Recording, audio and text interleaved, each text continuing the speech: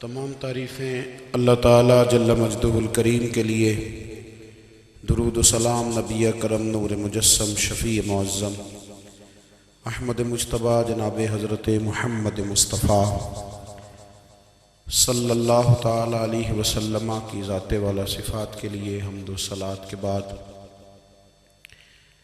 عزیز دوستو، بزرگوں اور بھائیوں،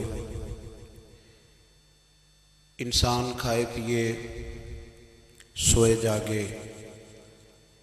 تو اس کے جسم کی ضروریات پوری ہوتی ہیں،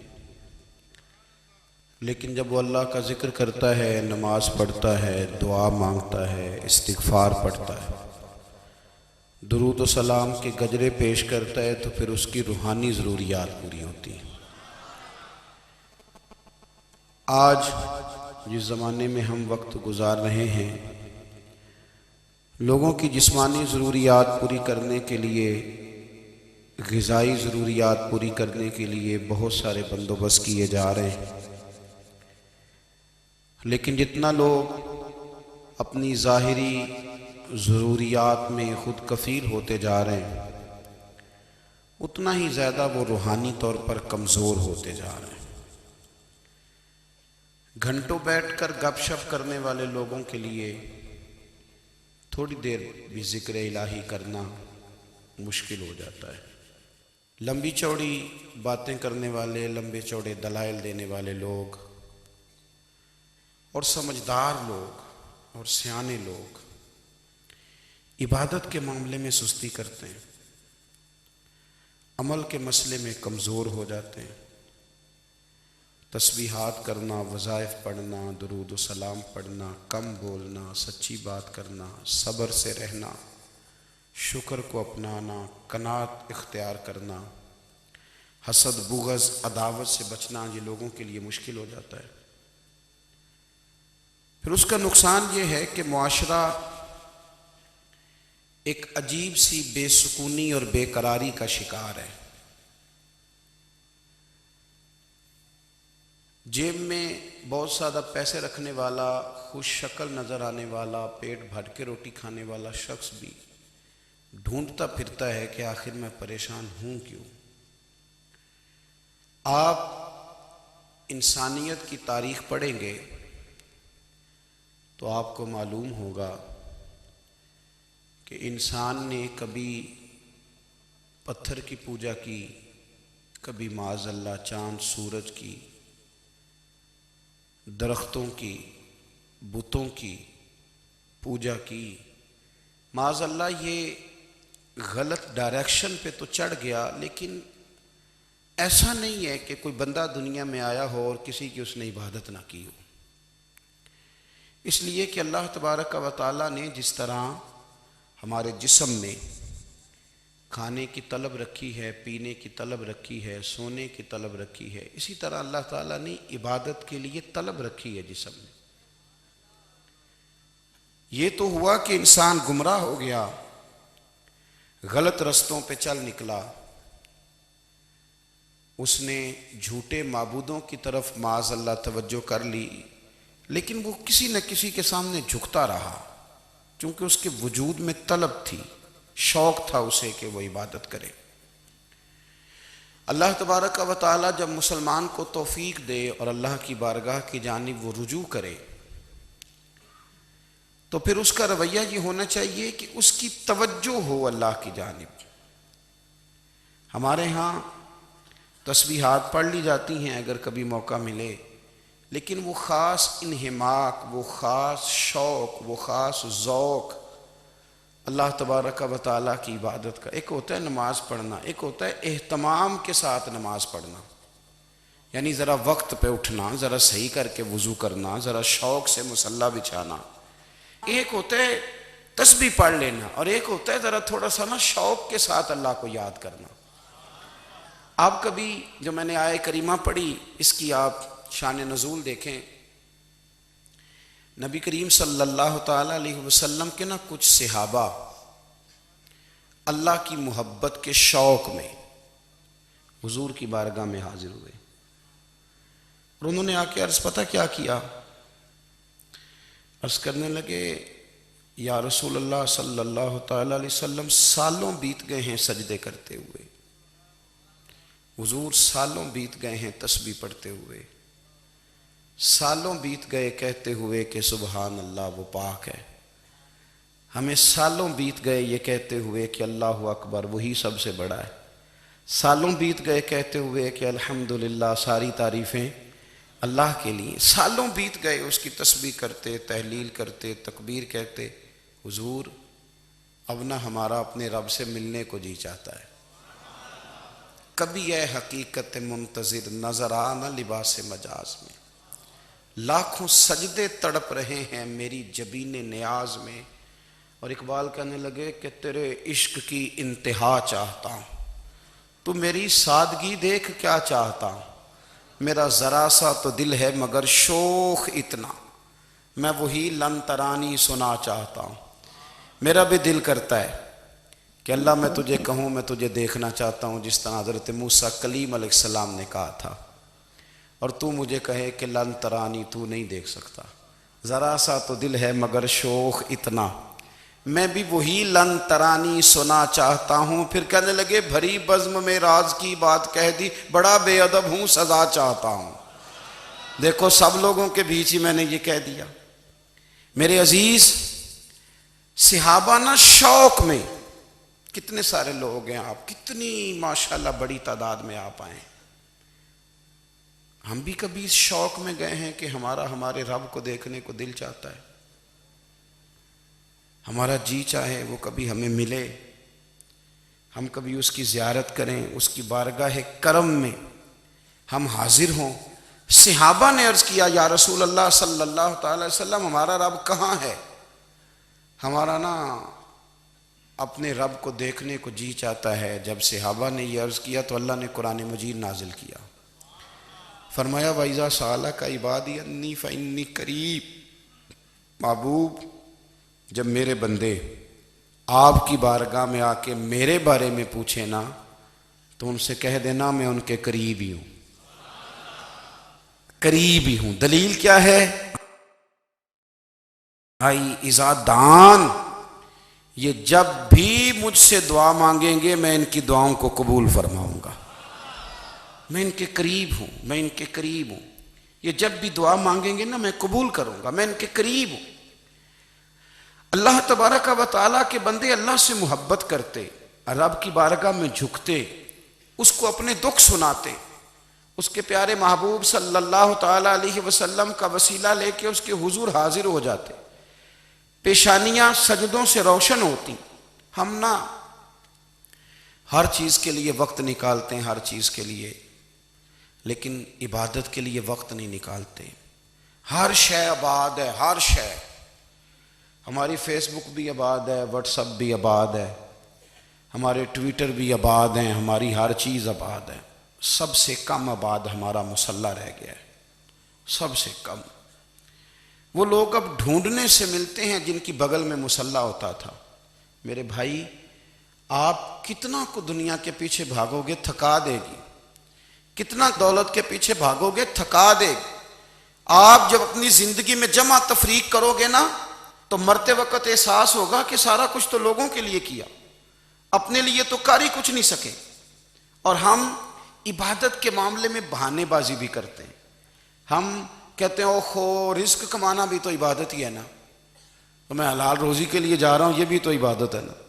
میری طرح کے لوگ کہہ دیتے ہیں کہ میں سویرے اٹھ کے مدرسے میں کچھ اسباق دیکھتا ہوں تو یہ بھی تو عبادت ہے، میں بیان کرنے کے لیے مطالعہ کرتا ہوں تو یہ بھی تو عبادت ہے نا، اتنے لمبے سفر کر کے ملک میں دنیا میں گھومتا ہوں تو یہ بھی تو میں عبادت ہی کر رہا ہوں۔ اب اسپیشل نفلوں کے لیے وقت کس طرح نکلے، اسپیشل کر کے تسبیح میں کیسے چلاؤں، میں سارا کچھ ہم بہانے بنا لیتے ہیں نا۔ میرا سوال یہ ہے کہ یہ ساری باتیں صحابہ کو، نبی کریم کو، دیگر لوگوں کو بھی تو پتہ تھی نا، لیکن آپ غور تو کریں 23 سال حضور کو وقت ملا، مختصر وقت ظاہراً تبلیغ کرنے کے لیے، پوری دنیا میں دین بھی پھیلانا ہے۔ گھر میں 11 ازواج ہیں، 4 بیٹیاں ہیں، ان کی اولادیں، سارے کام کاج بھی دیکھنے ہیں، لیکن سیدہ طیبہ طاہرہ حضرت عائشہ صدیقہ رضی اللہ تعالیٰ عنہ فرماتی ہیں سارا دن تبلیغ کرتے، ہر غلام کے دکھ سنتے، گھر میں آتے تو اپنے گھر والوں کا خیال کرتے، کام میں ہمارا ہاتھ بٹاتے۔ قربان جاؤں، کہتی ہیں زمانہ سارا سو جاتا لیکن آمنہ کے لال مصلی بچھا لیتے۔ دنیا سو گئی ساری، سب سو گئے، جو خدام تھے، وہ جو غلام تھے، وہ سو گئے۔ صحیح مسلم میں لفظ ملیں گے، سیدہ پاک فرماتی ہیں او میرے نبی کے غلاموں، میں نے یہ رنگ بھی دیکھا ہے کہ حضور نے اتنا کھڑے رہے، اتنا قیام کیا، اتنا قیام کیا کہ مقدس پیروں میں ورم آ گئے، سوج گئے پیر، اتنے بڑے۔ دل پہ ہاتھ رکھ کے نہیں بتا سکتا کہ میرے کبھی نماز میں پیر سوج گئے ہوں، کوئی نہیں بتا سکتا۔ بچوں کی روٹی کماتے تھک گئے بات الگ ہے، ہم سیر کرنے گئے تو تھک گئے بات الگ ہے، لیکن عبادت میں یہ بھی تو مسلم شریف ہے نا، یہ بھی تو دین ہے نا، یہ بھی تو حضور کی سنت ہے، یہ بھی تو وہ چیز ہے جو کریم کی آنکھوں کی ٹھنڈک ہے۔ سیدہ فرماتی ہیں پیروں میں ورم آ گئے، اور ساری رات ہی حضور نے نماز پڑھی اور ایک ہی آیت بار بار دہرائی۔ مسجد نبوی میں بلال حبشی نے فجر کی اذان دے دی اور حضور ابھی مصلی پہ تھے، کریم فارغ ہوئے۔ میں نے عرض کی یا رسول اللہ صلی اللہ علیہ وسلم، آپ کے تو صدقے اللہ اگلے پچھلوں کے گناہ معاف کرے گا، تو آپ اتنی آہوزاری کیوں فرماتے ہیں؟ آپ تو شفیع ہیں، آپ تو انبیاء کے امام ہیں۔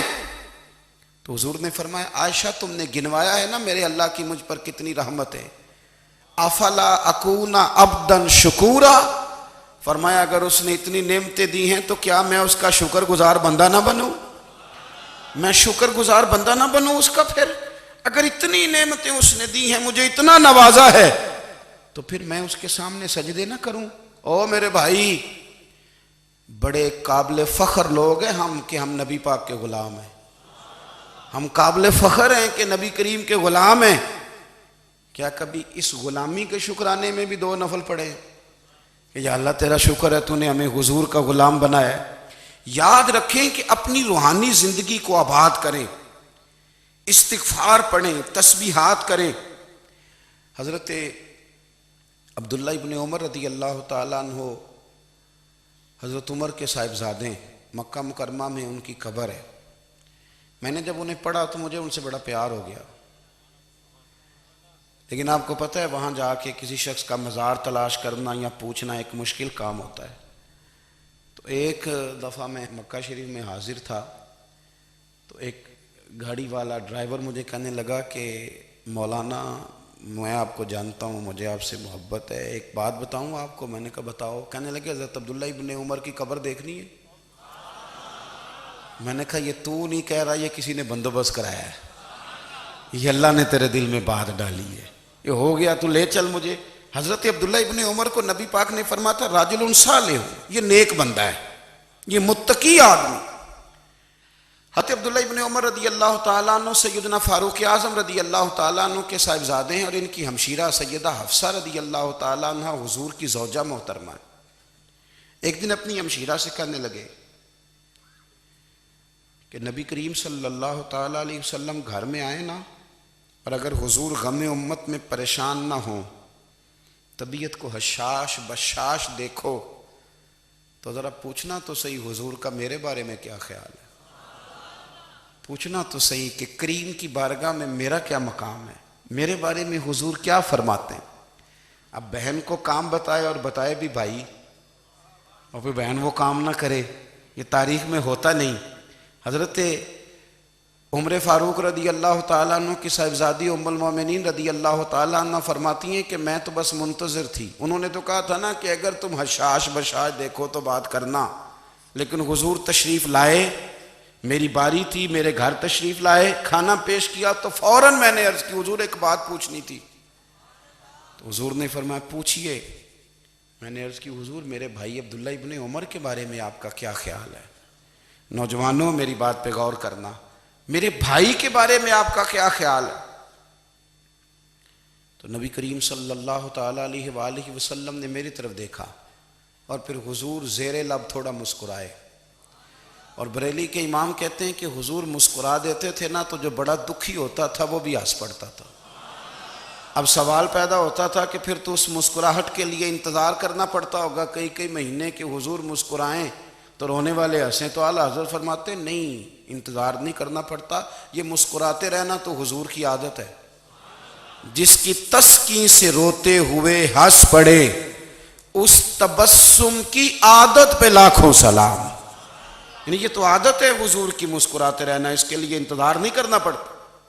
بھائیو آپ خیال رکھیں گے، غور کریں گے، حضرت عبداللہ ابن عمر رضی اللہ تعالیٰ عنہ کے بارے میں پوچھا تو سیدہ فرماتی ہیں کہ نبی کریم صلی اللہ تعالیٰ علیہ وسلم نہ زیر لب مسکرائے اور فرمایا حفصہ تیرا بھائی ہے تو اچھا، لیکن میں نے سنا ہے کہ عشاء کی نماز پڑھتا ہے تو فجر تک سویا ہی رہتا ہے۔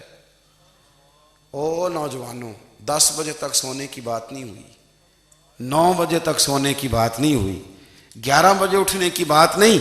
حضور فرمانے لگے میں نے سنا ہے کہ عشاء کی نماز پڑھ کے سو جاتا ہے اور فجر تک سویا ہی رہتا ہے، اسے چاہیے کہ تہجد کے وقت اٹھا کرے، اللہ کی بارگاہ میں حاضر ہوا کرے، آہوزاری کرے، سجدے کرے، عبادت کرے۔ اٹھتا ہے اور فجر میں جا کے اٹھتا ہے۔ حضرت جناب حفصہ رضی اللہ تعالیٰ عنہ کہتی ہے میں نے جناب عبداللہ ابن عمر کو پیغام دیا اور میں نے کہا میرے جوان بھائی سن، نبی پاک نے فرمایا ہے تو اچھا پر تہجد میں نہیں اٹھتا، نفل نہیں پڑھتا۔ او میری ملت کے جوانوں، مزہ نہیں آ جاتا جب ساری دنیا سوئی ہو، ساری دنیا، اور بستر بھی گرم ہو اور نیند بھی پورا غلبہ کر رہی ہو، اور اچانک گھنٹی بجے دماغ میں، آنکھ کھلے، گھڑی پہ نظر پڑے، 3:30 4 بجے کا پیغام گھڑی بتائے، اور کوئی چڑھتی جوانی والا اٹھ کے وضو کرے، اور جب وہ مصلی کھول کے بچھائے تو مدینے والے محبوب کہتے ہیں کہ ہر نماز پہ رب ثواب دیتا ہے، اور جو اٹھ کے تہجد کی نماز پڑھے اسے دیکھ کے تو رب مسکراتا ہے، جو اس کی شان کے لائق ہے، جو اس کی شان کے لائق، وہ مسکراتا ہے، خوش ہوتا ہے کہ میرا بندہ تہجد میں اٹھ گیا، وہ مسکراتا ہے۔ کاش ہماری صبحیں کبھی اپنے مالک کے نام ہو جائیں، کاش کے صبحیں۔ حضرت ابو الحسن رحمۃ اللہ تعالیٰ علیہ حضرت معاذ ابن جبل رضی اللہ تعالیٰ عنہ کے پاس بیٹھا کرتے تھے، فرماتے ہیں ان سے جو پیار بڑھا تو پھر میرا مصلی سے بھی بڑھ گیا۔ تابعی ہیں، فرماتے ہیں صحابی رسول سے محبت ہوئی تو ذکر سے بھی ہو گئی، پھر درود شریف سے بھی ہو گئی، محبت ان سے بڑھی تو پھر اللہ نے مسجد کا پیار بھی بڑھا دیا۔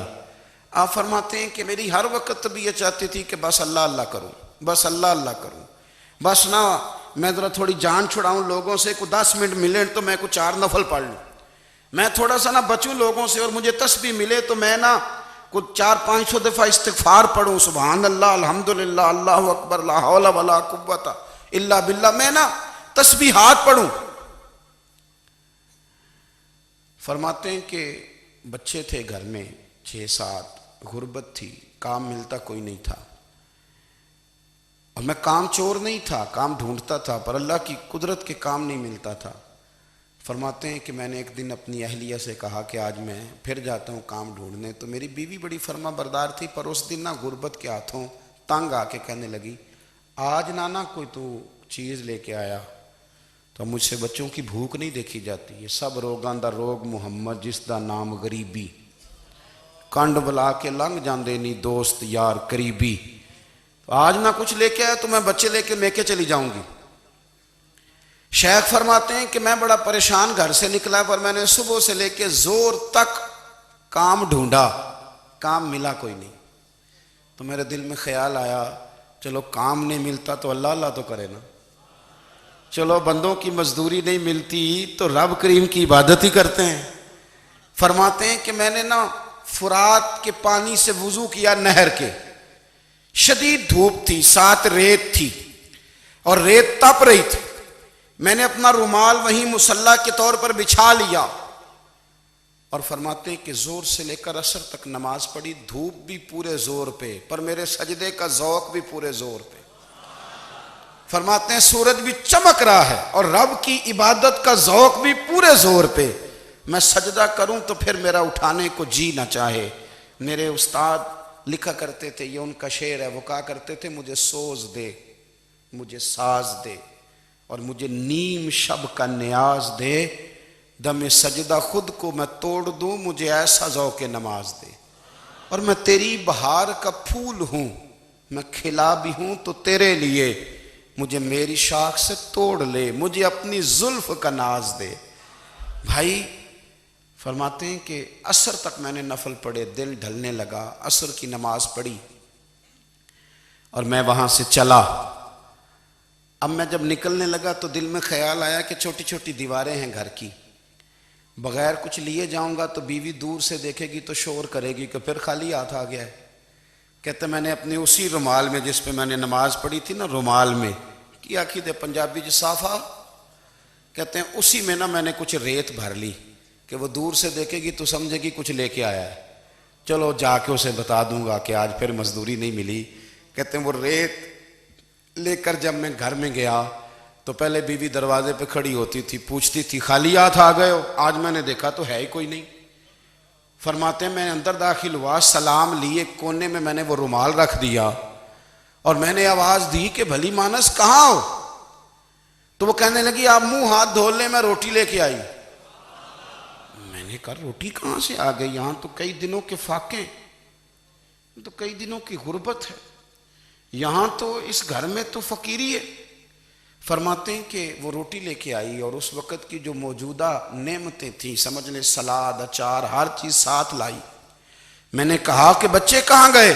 کہنے لگی وہ کھانا کھا کے کھیلنے گئے، آپ کھانا کھا لیں آ جاتے۔ کھانا اس نے چن دیا۔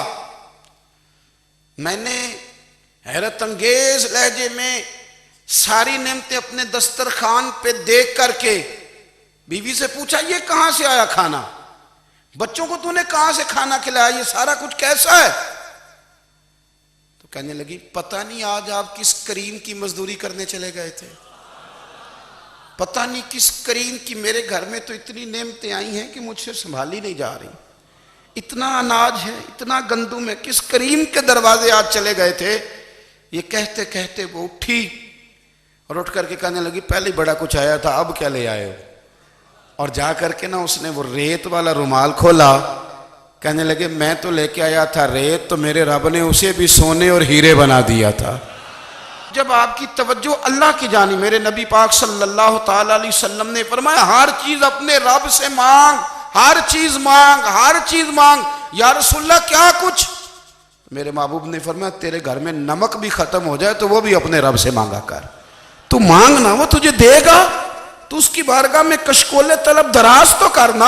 اور ترمذی شریف میں عجیب لفظ ہیں، رسول کائنات نے فرمایا، رب کریم فرماتا ہے جب میرا بندہ ہاتھ اٹھاتا ہے نا تو مجھے حیا آتی ہے کہ میں خالی کیسے لوٹا دوں اس کے، اتنے بڑے بادشاہ کی بارگاہ میں۔ او بھائی لوگوں سے عزتیں تلاش کرتے ہو تو وہ کیا تمہیں عزت دیں گے؟ وہ تو کل اچھا کہتے ہیں پرسوں برا کہنے لگ جاتے ہیں۔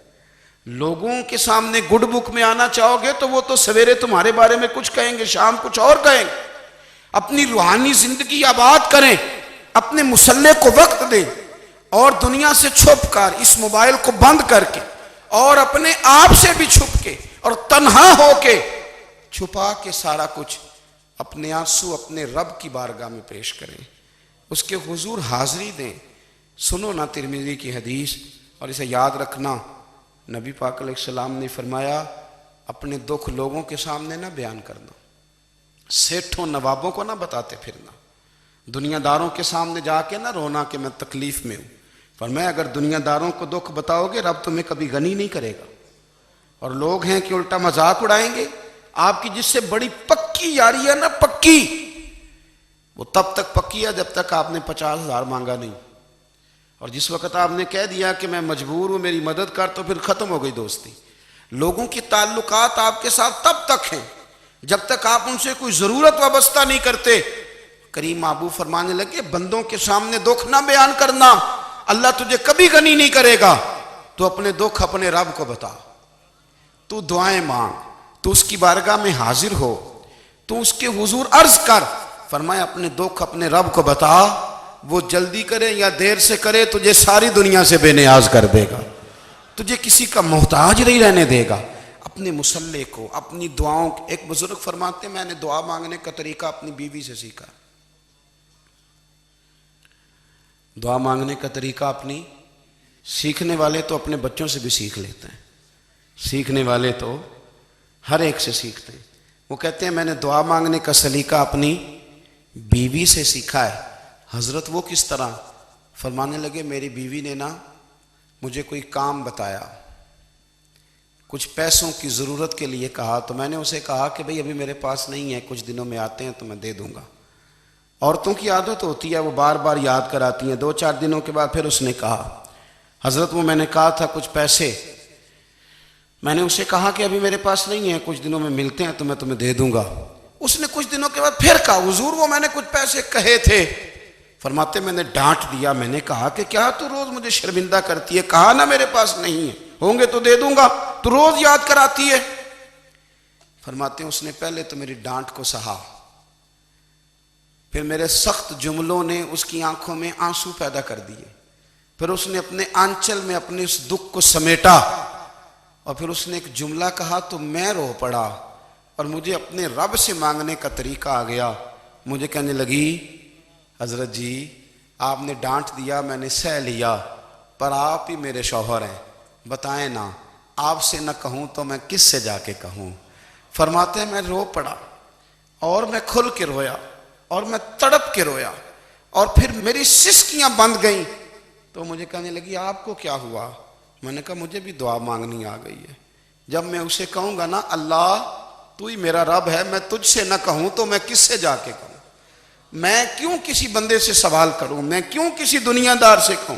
میں تیرے بندوں کا، نیک بندوں کا وسیلہ لے کے، تیرے محبوب کی غلامی لے کے تیری بارگاہ میں آیا، تجھ سے نہ مانگوں تو کس سے مانگوں؟ سمجھ آ گئی ہے. جب میں اس رنگ میں مانگوں گا تو پھر رب میرے اوپر بڑا ہی فضل فرمائے گا، وہ میرے اوپر بڑی رحمت کرے گا، وہ میرے لیے آسانیاں کرے. عزیز دوستو ہم اس طرح کرنے لگ گئے ہیں کہ ہم نے نا اپنے تعلقات پر اعتماد کرنا شروع کر دیا ہے. میرے تعلقات بہت ہیں. ہم نے اپنی دولت پر اعتماد کرنا شروع کر دیا ہے، میرے پاس دولت بہت ہے. ہم نے اپنے علم پر، اپنی شہرت پر اعتماد کرنا شروع کر دیا ہے کہ میرے پاس فلاں چیز بہت ہے. یاد رکھنا جب بے نیاز اپنی صفت بے نیازی دکھاتا ہے تو بڑی بڑی دولتوں والے مجبور نظر آتے ہیں. بھائیو جب انسان کا رشتہ اپنے مالک کے ساتھ ہوتا ہے پھر تو غم بھی کچھ نہیں کہتے، پریشانیاں بھی کچھ نہیں کہتی، پھر تو زندگی صبر والی، پھر تو زندگی توکل والی، پھر تو زندگی بھروسے والی. پھر انسان اپنے آپ کو رسوا نہیں کرتا. دنیا داروں سے امیدیں اس کی ختم ہو جاتی، امیدیں اللہ رسول سے لگا لیتا ہے، مضبوط ہو جاتا ہے، مضبوط، طاقتور ہو جاتا ہے، خوددار ہو جاتا ہے، باوقار باعزت ہو جاتا ہے. حضرت بہلول دانا رحمۃ اللہ علیہ بیٹھے تھے تو ہارون رشید حج کر کے آ رہا تھا، تو رستے میں حضرت شیخ سے ملاقات ہو گئی تو السلام علیکم کے بعد کہنے لگا حضور کوئی حکم ہو تو بتائیے گا. تو حضرت بہلول دانا فرمانے لگے تیرا رب کون ہے؟ اس نے کہا اللہ. تو فرمایا میرا کون ہے؟ کہا اللہ. فرمانے لگے تو بڑا ہی بیوقوف ہے، کیا تو یہ سمجھتا ہے کہ رب ہارون رشید کو تو دے گا اور بہلول دانا کو بھول جائے گا؟ تیرا بھی وہی رب ہے، میرا بھی وہی رب ہے. اس نے اگر تجھے دے کے آزمایا ہے تو ہو سکتا ہے مجھے نہ دے کے آزما رہا ہو. جب اس کی حکمت کے تقاضے ہوں گے تو عطا کرے گا اور دے گا. تو جا اپنا کام کر. بھائی اپنی روحانی زندگی، اپنی عبادات، اپنے وظائف، اپنے روزمرہ کے معاملات، اپنی دعائیں، اپنا استغفار. دیکھو کوئی مشکل کام تو نہیں، 2 رکوع ہیں سورہ واقعہ کہ اگر رات کو پڑھ لی جائے تو. میں کس طرح یہ بات بیان کروں کہ تعویذ بانٹنا آسان ہے اور وظیفہ بتانا مشکل ہے. سارا دن تعویذ بانٹیں تو لوگ لینے کو تیار ہیں، اور اگر آپ وظیفہ بتائیں تو کہتے ہیں تو مشکل کام ہے. او خدا کے بندے، اگر آپ کا تعلق قرآن پاک کے ساتھ مضبوط ہو، قرآن پاک کے ساتھ اگر آپ کا رشتہ ہو، لوگ سفارشیں ڈھونڈتے ہیں نا دنیا میں، کوئی تعلق مل جائے تو میرا کام ہو جائے. دنیا میں اتنا مشکل معاملہ ہے، آخرت میں مجھے بتائیے گا کتنا مشکل معاملہ ہوگا. میرے نبی پاک صلی اللہ تعالیٰ علیہ وسلم نے فرمایا جو لوگ سورہ ملک پڑھا کرتے تھے نا، سورہ ملک، یہ سورت ملک قیامت میں ان کی سفارش کرے گی. اور اس طرح کرے گی کہ کہے گی اے اللہ یہاں اس بندے کو جنت میں داخل کر دے یا مجھے قرآن پاک سے علیحدہ کر دے. تو رب فرمائے گا جا اس کا دامن تھام کے اسے جنت تک پہنچایا. آپ بات کو سمجھیں. جب آپ کے تعلقات اپنے معاملات کے ساتھ مضبوط ہوں گے، یہ نبی کریم نے وعدہ کیا ہے کہ تو سورت واقعہ پڑھ تیرے گھر میں فاقہ نہیں آئے گا. حضرت عبداللہ ابن مسعود رضی اللہ تعالیٰ عنہ بیمار تھے تو حضرت عثمان غنی رضی اللہ تعالیٰ عنہ تیمارداری کے لیے تشریف لے گئے اور جا کر کے کہا کہ آپ بڑے بیمار ہیں، آپ کی بیٹیاں زیادہ ہیں، میں چاہتا ہوں کہ خزانے میں سے کچھ مدد کروں. تو سیدنا عبداللہ ابن مسعود رضی اللہ تعالیٰ عنہ اٹھ کے بیٹھ گئے اور کہنے لگے امیر المومنین، اللہ آپ کو میری طرف سے میری بیٹیوں کی طرف سے بہتر صلہ دے. میری بیٹیوں کو کسی خزانے کی ضرورت نہیں، میں نے انہیں خزانہ دے دیا ہے. کہا جناب آپ نے کون سا خزانہ دیا ہے، میں آپ کے مالی معاملات کو جانتا ہوں.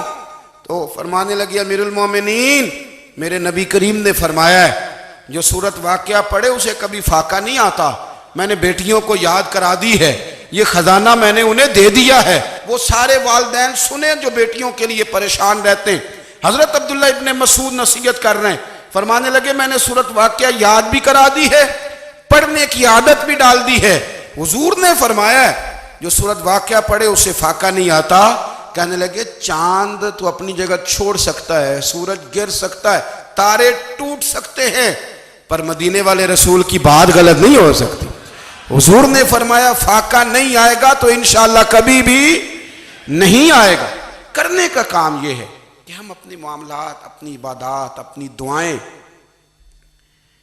کبھی 10 منٹ عادت ہو جائے نا دعا مانگنے کی علیحدہ سے رات کو. حضور نے فرمایا جو فرض نماز کے بعد دعا مانگے اللہ اس کی قبول کر لیتا ہے. نبی پاک صلی اللہ تعالیٰ علیہ وسلم نے فرمایا اللہ مسافر کی دعا قبول فرماتا ہے. حضور نے فرمایا اللہ مظلوم کی دعا قبول فرماتا ہے. حضور نے فرمایا بیمار سے دعا کراؤ اللہ اس کی دعا قبول فرماتا ہے. میرے نبی پاک نے فرمایا ماں باپ جب بھی اولاد کے لیے ہاتھ اٹھائیں، ویسے تے بلے شاہ تو آسمانی اڈ دیاں ہی پھڑ دیں، جڑا گھر بیٹھا انہوں بڑھیا ہی نہیں. حضور فرمانے لگے ماں باپ جب بھی اولاد کے لیے دعا فرمائیں اللہ ان کی دعا کو قبول کرتا ہے. آپ اپنا تعلق بنائیں دعا کے ساتھ، عبادت کے ساتھ، مصلی کے ساتھ رشتہ بنائیں، استغفار پڑھیں. صلاح الدین ایوبی صلیبی جنگوں میں تھے، رات کو مسجد اقصیٰ میں نماز پڑھی تو پریشان تھے. ایک بزرگ سے ملاقات ہوئی تو وہ کہنے لگے کہ آپ بڑے پریشان ہیں. کہنے لگے حضور پریشان اس لیے ہوں کہ پہلے ہی مسلمان کمزور ہے، اب میں نے سنا ہے دشمن کا ایک بحری بیڑا وہ جنگی سامان سے بھرا ہوا آ رہا ہے، تو اب ان کے پاس اور تلواریں اور نیزے آ جائیں گے، مسلمانوں کے پاس پہلے ہی وسائل کی کمی ہے، پریشان ہوں کس طرح کر کے مقابلہ کریں گے.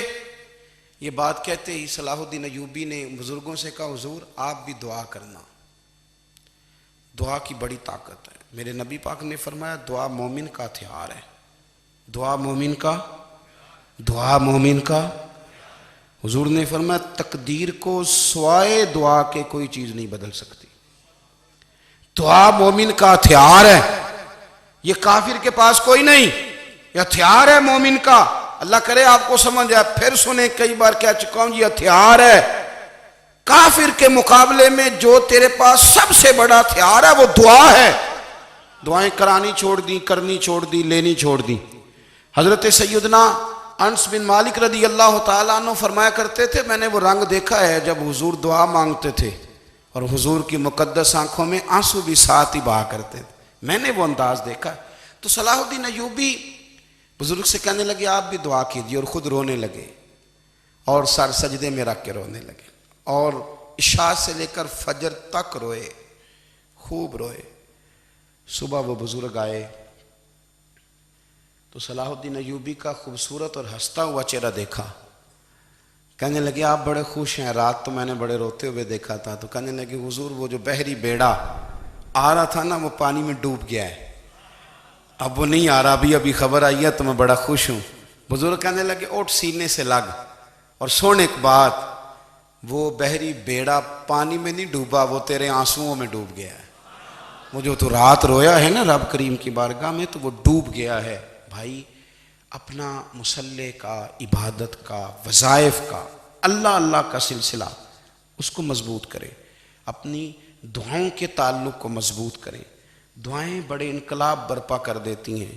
ہم تھوڑے تھوڑے نا جب سے خشک ہوئے ہیں نا، خشک، اور میری تو جماعت ہی صوفیاء کی جماعت تھی، ہم تو داتا علی اجمیری کی جماعت سے، ہم تو خواجہ اجمیری کی جماعت سے، ہم تو شیخ احمد فاروق سرہندی کی جماعت سے، ہم تو صوفیاء کی جماعت۔ ہماری جماعت نے بھی وہ تعلق جو ہمارے بزرگوں نے بنایا تھا۔ بزرگ اللہ کے قریب کیسے جاتا ہے؟ تو ہمارے یہاں نا بہت سارے لوگ کہتے ہیں جی نظر ہو گئی تو کام ہو گیا۔ بھئی جو بخاری مسلم میں طریقہ ہے نا اللہ کا قرب پانے کا، وہ تو نفل ہے۔ نبی کریم علیہ السلام نے فرمایا بندہ نفلوں کے ذریعے رب کے قریب جاتا ہے، اور اتنا قریب جاتا ہے کہ پھر اللہ اس کی زبان بن جاتا ہے، اللہ اس کی آنکھیں بن جاتا ہے، کان بن جاتا ہے، ہاتھ اور پیر بن جاتا ہے۔ تو یہ تو عبادت ہے، یہ تو اللہ کی بارگاہ کی حاضری ہے جو آپ کو اللہ کے قریب کرے گی۔